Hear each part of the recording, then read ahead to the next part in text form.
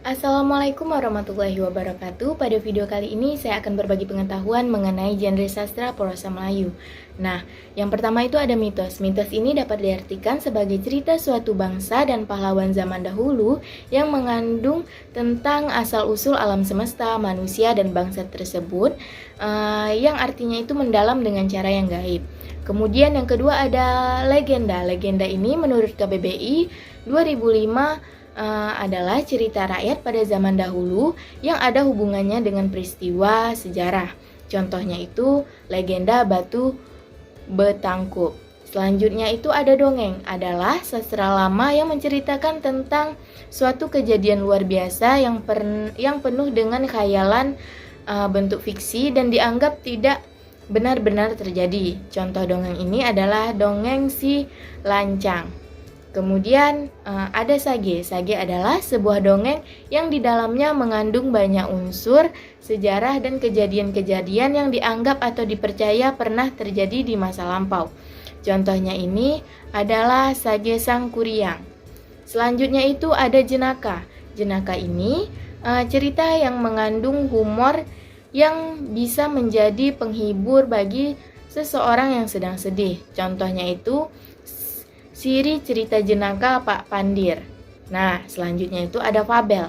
Fabel menurut KBBI berasal dari bahasa Inggris yaitu fabel, artinya cerita yang menggambarkan watak dan budi manusia yang diperankan oleh hewan. Contohnya itu Si Kancil. Pada fabel Si Kancil. Selanjutnya itu ada tambo.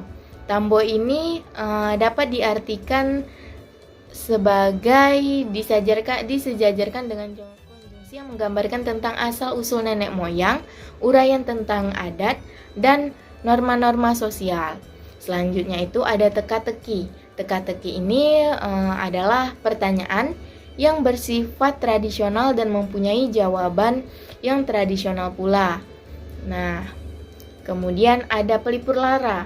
Pelipur lara ini adalah cerita pelipur lara ini biasanya diceritakan tentang hal-hal yang indah dengan tujuan menghibur pendengarnya. Biasanya cerita pelipur lara ini disampaikan dari mulut ke mulut, dihafalkan oleh tukang ceritanya atau oleh pawang.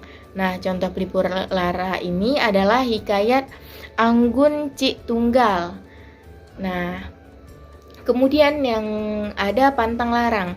Pantang larang ini adalah perbuatan atau perilaku yang pantang atau dilarang untuk dilakukan.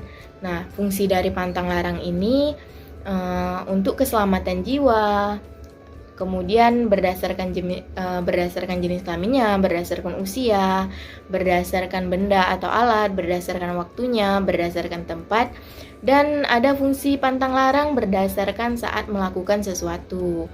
Nah, itulah tadi genre sastra prosa Melayu. Sekian dari saya. Wassalamualaikum warahmatullahi wabarakatuh.